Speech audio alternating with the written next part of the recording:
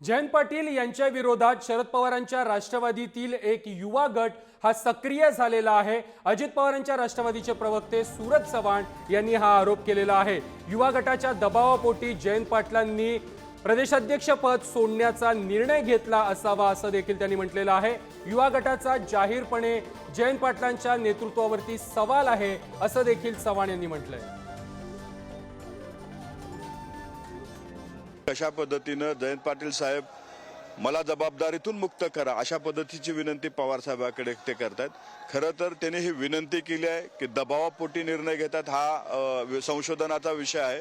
कारण जयंत पाटील साहेबांच्या विरोधात एक युवा गट त्या ठिकाणी सक्रिय झालेला आहे व अनेक वेळा ट्विटरच्या माध्यमातून बाईटच्या माध्यमातून मीडियाच्या समोर येऊन त्या गटाने जाहीरपणे जयंत पाटील साहेबांच्या नेतृत्वावर प्रश्नचिन्ह उपस्थित केले, नाराजी व्यक्त केली होती। स्वतंत्र बैठका त्या ठिकाणी घेतल्या गेल्या होत्या।